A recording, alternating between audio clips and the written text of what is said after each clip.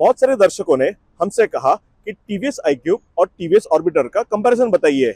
तो ये रहा आपके लिए आज लाइव कंपैरिजन टीवीएस iQube और टीवीएस ऑर्बिटर के बीच में। कंपैरिजन करने के लिए आए हैं हम पुनावड़े के पुणे टीवीएस के शोरूम पे। दोनों में बीएलडीसी मोटर आते हैं, पर फर्क यह है कि iQube की मोटर की पावर ज्यादा है, 4.4 किलोवाट की आती है, और ऑर्बिटर की मोटर जो है वो 2.4 किलोवाट की आती है।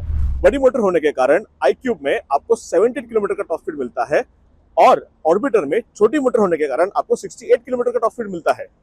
iQube में आपको 12 इंच के अलॉय व्हील आते हैं जो काफी अच्छा ग्रिप दे सकते हैं आपको, और ऑर्बिटर में आपको आते हैं 14 इंच के टायर, और वो थोड़े पतले हैं कंपेयर टू iQube। ऑर्बिटर में पीछे आपको 12 इंच के टायर मिलते हैं, आगे 14 इंच का मैंने आपको बताया टायर मिलते हैं, और iQube में आगे और पीछे दोनों भी आपको 12 इंच के टायर मिलते हैं।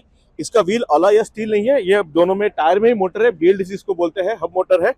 iQube में आपको ग्रेडेबिलिटी ज्यादा मिलती है क्योंकि मोटर इसकी बड़ी है 4.4 किलोवाट की, इसलिए आप iQube में आपको 10 डिग्री का ग्रेडेबिलिटी मिलता है।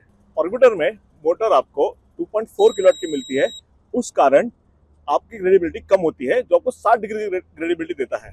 iQube में आपको बहुत सारे वेरिएंट मिलते हैं बैटरीज के हिसाब से और फीचर्स के हिसाब से। तो अगर हम बैटरीज की बात करें तो आपको मिलता है 2.2 किलोवाट का बेस वेरिएंट वाला बैटरी, और वो जाता है अप टू मैक्सिमम 5.2 किलोवाट के साथ। ऑर्बिटर में आपको एक ही सिंगल बैटरी मिलती है 3.1 किलोवाट की। हालांकि दोनों में जो है आपको निकल मैग्नीज कोबाल्ट की बैटरी मिलती है, लिथियम आयन की, और दोनों की जो वारंटी है वो सिमिलर है, 3 साल या 50,000 किलोमीटर की। iQube का ये वेरिएंट जो है वो 3.1 किलोवाट का वेरिएंट है।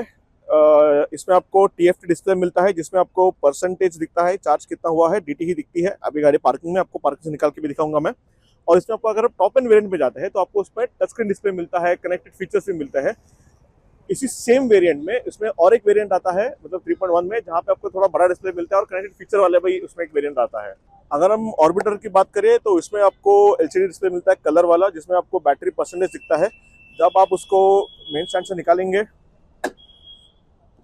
और इसका स्टार्ट में डालना उसको थोड़ा डिफिकल्ट है थोड़ा, हाँ, तो इसमें आई थिंक DT भी दिखाता है, इसमें आपको DT नहीं दिखता है। डिस्टेंस टू एम्प्टी जो आपको iQube में दिखता है वो आपको ऑर्बिटर में नहीं दिखता है। ये डिस्प्ले में आपको कनेक्टेड फीचर्स मिल जाते हैं, turn button, navigation, call alerts, वो सब आता है इसके अंदर। पर ये काफ़ी बेसिक डिस्प्ले है, और इसके अंदर 2 मोड्स है।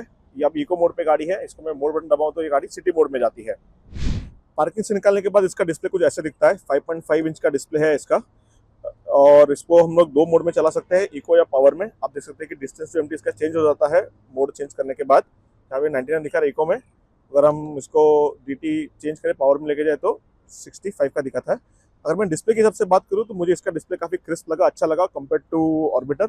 ऑर्बिटर में जो DT फीचर उन्होंने डालना चाहिए था, जो बहुत इंपॉर्टेंट फीचर है, जिससे आपको पता होता है कि आपकी गाड़ी एग्जैक्टली कितना किलोमीटर जाएगी, या आपको परसेंटेज के हिसाब से सोचना पड़ेगा, यार 68% है तो प्रॉब्ली 70 किलोमीटर जाएगी, 70% है तो 80 किलोमीटर जाएगी। तो आई थिंक डिस्टेंस एम्प्टी एक बहुत इंपॉर्टेंट फीचर ऑर्बिटर में मिस हो गया है। मैकेनिकली अगर हम शॉक अब्जर्वर्स की बात करें तो दोनों में आगे पीछे 2-2 शॉक अब्जर्वर मिलते हैं, कॉइल स्प्रिंग रियर में, और फ्रंट टेलीस्कोपिक सस्पेंशन मिलता है आपको। बैटरी के साथ साथ iQube का चार्जर भी चेंज होता है वेरिएंट के साथ साथ। हाँ, ये वाला जो वेरिएंट है इसके अंदर आपको 11.5 एम्पियर का आउटपुट वाला चार्जर मिलेगा, यही आता है विद चगोरी कनेक्टर। कंस्ट्रक्शन क्वालिटी काफी अच्छी है, और आई थिंक ये IP65 रेटेड तो होगा ही। iQube में आपको 2 USB चार्जिंग पोर्ट मिलते हैं, एक आगे मिलता है और एक बूट में मिलता है। बूट के अंदर ये वाला, ये OBD पोर्ट, इसको छेड़ना मत, जहाँ से डायग्नोसिस होते हैं। और इसमें आपको मिलता है करीबन 32 लीटर का बूट स्पेस। आई थिंक इसके अंदर एक पीछे के साइड में एक फुल फेस हेलमेट बैठ जाएगा, और काफी फ्लैट बूट स्पेस है, क्योंकि iQube में जो है बैटरी उन्होंने नीचे दी हुई है ये फुटबोर्ड में। ऑर्बिटर में भी आपको सिमिलर चार्जर मिलता है जो अभी आपने iQube में देखा, ये भी 11.5 एम्पियर का है, इसमें भी चगोरी पोर्ट है कनेक्शन के लिए, और आई थिंक ये भी ऑलमोस्ट 4.5 घंटे में बैटरी को फुल चार्ज कर देगा। USB चार्जिंग इसको सिर्फ आगे दिया गया हुआ है, चार्जिंग का पोर्ट जो है ऑर्बिटर में। और अगर आप पीछे देखते हो तो एक पूरा फ्लैट बूट स्पेस आपको मिलता है, करीबन 35 लीटर का बूट स्पेस है, ज्यादा डिफरेंस है दोनों में, 2-3 लीटर का फर्क है। और इसका जो OBD पोर्ट है यहाँ पे पीछे रखा हुआ है, और ये आपको सामने रहा इसका चासी नंबर। लेंथ और हाइट की बात करें तो iQube की जो सीट है वो थोड़ी छोटी है कंपेयर टू ऑर्बिटर, और उसका ग्राउंड क्लियरेंस भी थोड़ा कम है क्योंकि इसकी बैटरी फुटबोर्ड में आती है। और अगर हम लोग ऑर्बिटर की बात करें तो उसका ग्राउंड क्लियरेंस ज्यादा है, अराउंड 169-170 mm के आसपास है, और उसकी सीट भी थोड़ी लंबी है।